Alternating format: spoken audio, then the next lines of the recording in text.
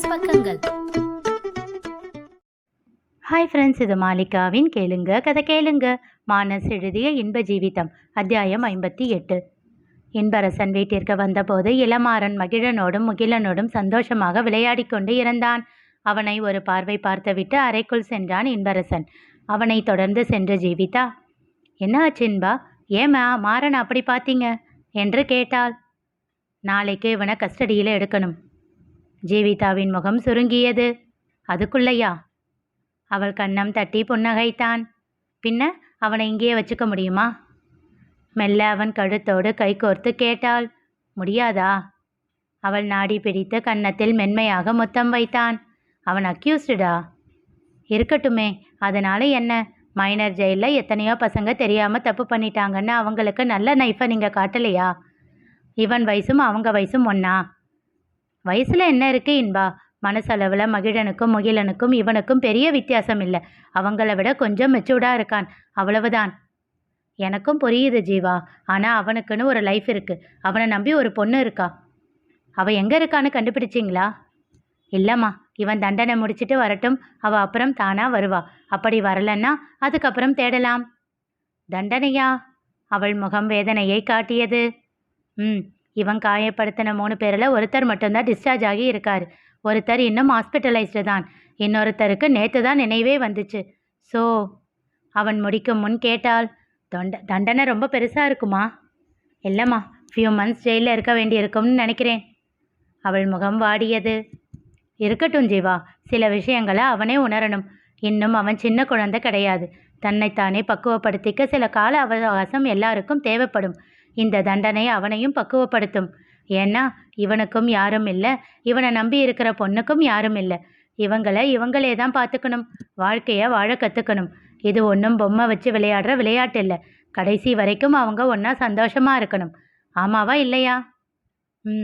என்றால் தலையை மேலும் கீழும் அசைத்து பெருமூச்சு ஒன்றை விடுத்தான். சரி விடு, பார்த்துக்கலாம். இப்போ பிரச்சனை அது இல்லை.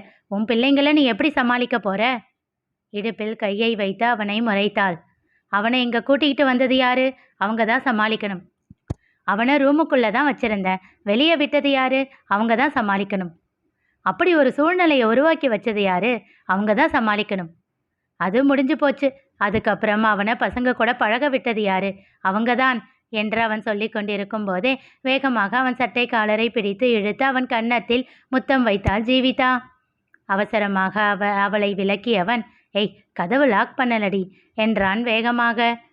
அவன் வாயில் செல்லமாக அடித்தவள், அதெல்லாம் வரும்போதே லாக் பண்ணிட்டு தான் வந்தேன் என்று கோபமாக சொல்லிவிட்டு நகர்ந்தாள். சிறு புன்னகையோடு அவள் கையை பிடித்து இழுத்து அவள் முகத்தில் முத்தங்களை வைத்தான் இன்பரசன். சில நிமிடங்கள் கடந்த நிலையில் அவன் செல்போனில் அழைப்பு வர அவனிடம் இருந்து விலகினாள் ஜீவிதா. யார் என்று பார்த்த இன்பரசன் பார்த்திபன் என்று கண்டு, இவன் ஒருத்தன் என்று சலிப்பாக சொல்லிவிட்டு அழைப்பை ஏற்றான். சிறு புன்னகையோடு அங்கிருந்து செல்ல போனவளை விடாமல் இழுத்து ஒரு கையால் இறுக்கமாக அணைத்து தன்மேல் சாய்த்து கொண்டான். அவளை அதே நிலையில் வைத்து கொண்டு பார்த்திபனோடு பேசிக்கொண்டிருக்க அவன் தோள் சாய்ந்திருந்தவள் நிமிர்ந்து அவன் முகத்தை பார்த்து ரசித்து கொண்டிருந்தாள். அழைப்பை துண்டித்துவிட்டு செல்போனை கட்டிலில் தூக்கி எறிந்துவிட்டு தன்னையே பார்த்து கொண்டிருந்த ஜீவிதாவை பார்த்தான். சிறு புன்னகையோடு தன் விரல் கொண்டு அவள் கன்னத்தை வருட கண்கள் மூடி அதனை ரசித்து அனுபவித்தாள். இன்பா, அடுத்து எந்த ஊருக்கு டிரான்ஸ்ஃபர்? அவன் விரல் நின்றது. நொடியில் தன்னை சமாளித்து கொண்டவன், அது இப்போ எதுக்கு, அப்புறமா பார்க்கலாம் என்றான். சட்டென்ற விழிகள் திறந்து அவனை நேருக்கு நேர் பார்த்து கேட்டாள், அப்போ எந்த ஊருக்குன்னு தெரியுமா? அவளிடம் இருந்து விலகி குளிப்பதற்காக துண்டை எடுக்க பீரோவை திறந்தான். அவன் கைப்பிடித்து திருப்பி தன்னை பார்க்கச் செய்து கேட்டாள், இன்பா, உங்களை தான் கேட்குறேன், எந்த ஊர்? இப்பொழுது அவள் குரலில் கொஞ்சம் கடுமை எட்டி பார்த்தது. தெரியல, இனிமேல் தான் சொல்லுவாங்க. அவன் கன்னம் பற்றி முகத்தை திருப்பி தன்னை பார்க்கச் செய்தாள். என் கண்ணை பார்த்து சொல்லுங்க, போய் சொல்லாதீங்க இன்பா. கண்களை ஒரு நொடி மூடி ஆழ்ந்த மூச்சை இழுத்து விட்டான். எப்படி இருந்தாலும் சொல்லத்தானே வேண்டும் என்று எண்ணிக்கொண்டு பாண்டிச்சேரி என்றான். அதை கேட்ட அவளின் முகம் கருத்து போனது. அவளை பார்த்தால் தன் உறுதி போய்விடும் என்று எண்ணி அவள் முகம் பார்க்காமல் குளிப்பதற்காக உள்ளே சென்று விட்டான் இன்பரசன். அவன் திரும்பி வரும் வரை அப்படியே சிலையாக நின்றிருந்தாள் ஜீவிதா. அவளை கண்டுகொள்ளாமல் அவன் தாண்டி செல்ல, நான் வரல, நீங்க மட்டும் போங்க, நானும் பசங்களும் இங்கேயே இருக்கோம் என்றாள். நின்று திரும்பி அவளை அழுத்தமாக ஒரு பார்வை பார்த்தான்.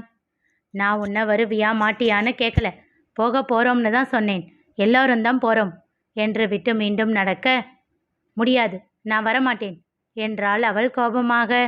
இவ்வளவு நேரம் இழுத்து பிடித்து வைத்திருந்த பொறுமையெல்லாம் காற்றோடு போக கோபத்தோடு அவள் அருகில் வந்தான் இன்பரசன். ஏய் என்றான் கர்ஜனையாக. அதை கேட்டு திகைத்து மிரண்ட விழிகளோடு 2 அடி பின்னே நகர்ந்தாள் ஜீவிதா. வேகமாக அவளை அவன் நெருங்கி வர இன்னும் பின்னே நகர்ந்தாள். சுவற்றில் முட்டி நின்றவளின் முன்னே கோபமாக வந்து நின்றவன் அவளுக்கு அருகே சுவற்றில் தன் கையால் ஓங்கி அடித்தான். என் பொறுமைக்கும் ஒரு அளவு இருக்கு ஜீவா, அவ்வளவுதான், சொல்லிட்டேன். இப்படி ஒரு கோபத்தை அவனிடம் அவள் எதிர்பார்க்கவில்லை. அதில் அவள் உடல் நடுங்கத் தொடங்க தன் கண்களை மூடிக்கொள்ள முயற்சித்தாள். சட்டென்று ஒரு கையால் அவள் கன்னம் 2ஐயும் பற்றி, என்ன பாரடி என்றான் கர்ஜனையாக. அதில் பயந்து படபடக்கும் விழிகளோடு அவனை பார்த்தாள். இன்னும் எத்தனை வருஷத்துக்கு இப்படியே இருப்ப? நானும் உனக்கு நிறைய டைம் கொடுத்துட்டேன், நீ மாறுற மாதிரியே தெரியல. இதுக்கு மேலே என்னால் அமைதியாக இருக்க முடியாது. உன்னை பெற்றவங்க தானே அவங்க கிட்ட எதுக்கு இவ்வளவு ஈகோ உனக்கு? அவங்க தப்பே பண்ணி இருக்கட்டுமே, அதனால என்ன? இந்த உடம்பு, நீ இப்போ விட்டுக்கிட்டு இருக்கே இந்த மூச்சு காத்து, எல்லாமே அவங்க கொடுத்தது. இது எதுவுமே உனக்கு சொந்தம் இல்லை, புரிஞ்சதா? இங்கே பாரு, நீயும் 2 பசங்களை பெற்று வச்சிருக்க, அவங்க மேலே இவ்வளோ உயிராக இருக்கியே, நாளைக்கு அவங்க உன்னை தூக்கி போடும்போது தான் அந்த வலி உனக்கு புரியும். கடவுள்கிட்ட வேண்டிக்கோ, அந்த நிலைமை என்னைக்கும் உனக்கு வரக்கூடாதுன்னு என்றவன் மீண்டும் அவள் கண்களை மூடப்போக அவள் கன்னத்தில் இன்னும் அழுத்தம் கொடுத்தான். என்ன பாரு. அவள் பார்த்தாள். நான் முடிவு பண்ணிட்டேன், அங்கே தான் போகிறோம். வாயை மூடிக்கிட்டு நான் சொல்கிறத கேட்டுக்கிட்டு என் பின்னாடி வரணும். என் கோபத்தை உன்கிட்ட காட்ட வச்சிடாத என்று காட்டமாக சொல்லிவிட்டு வேகமாக அறையிலிருந்து சென்று விட்டான். அப்படியே இடிந்து போய் தரையில் அமர்ந்து விட்டாள் ஜீவிதா. தான் ஆசைப்பட்டது எல்லாவற்றையும் செய்து தன் பேச்சுக்கு மறுபேச்சு பேசாமல் இத்தனை வருடங்கள் இருந்த இன்பாவா இது? அவளால் நம்பவே முடியவில்லை. அவளுக்கு புரிந்துவிட்டது, அவன் பிடிவாதமாக இருக்கிறான், இதற்கு மேல் எதுவும் செய்ய முடியாது என்ற நிதர்சனத்தை உணர்ந்து துவண்டு போனாள். கோபமாக அறையிலிருந்து வெளியில் வந்த இன்பரசன் நேராக சமையலறைக்கு சென்றான். இரவு உணவை அவனே சமைக்கத் தொடங்கினான். எப்படியும் அவள் வரமாட்டாள் என்று அவனுக்கு தெரியும். அவளை எதிர்பார்க்காமல் அவனே அனைத்தையும் செய்து முடித்தான். அப்போது முகிலன் வந்தான். அப்பா, அம்மா எங்க? ரூம்ல இருக்கா. மாம் என்று அழைத்து கொண்டே செல்ல முயன்றவனின் கையை பிடித்து தடுத்தான் இன்பரசன். அம்மாவை டிஸ்டர்ப் பண்ணாத, அப்புறமா வருவா. என்ன ஆச்சுப்பா, உடம்பு சரியில்லையா? என்றதோடு நிறுத்தி கொண்டான். அவனுக்கு தெரியும் அவள் இத்தனை லேசில் விடமாட்டாள் என்று. மௌன விரதம், உண்ணாவிரதம் என்று போராட்டங்களை ஆரம்பிப்பாள் என்றும் தெரியும். எதற்கும் மனம் இறங்கிவிடக்கூடாது என்பதில் மிகவும் தெளிவாக இருந்தான் இன்பரசன். அவன் நினைத்ததற்கு மாறாக ஜீவிதா அப்படியெல்லாம் எதுவும் செய்யும் மனநிலையில் இல்லை. அவனுடைய கோபம் கண்டபோதே அவளுக்கு எல்லாம் புரிந்து போனது.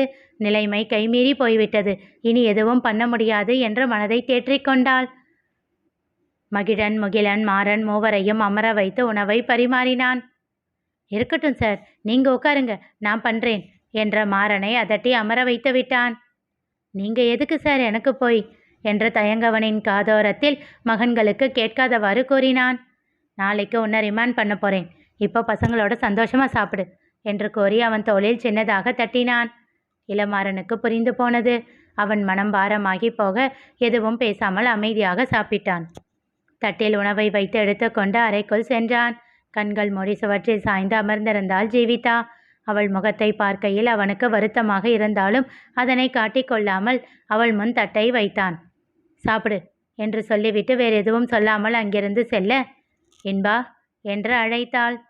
அவள் குரலில் கோபம் இல்லை, அதில் உயிரை உருக்கும் வலியை மட்டுமே உணர்ந்து கொண்டவன் அவள் முகத்தை பார்க்காமல் மனதை கட்டுப்படுத்தி கொண்டு சட்டென்று நடையை மட்டும் நிறுத்தினான். அடுத்து அவன் எதிர்பார்க்காததை அவள் கேட்டதில் உள்ளுக்குள் உடைந்து போனான்.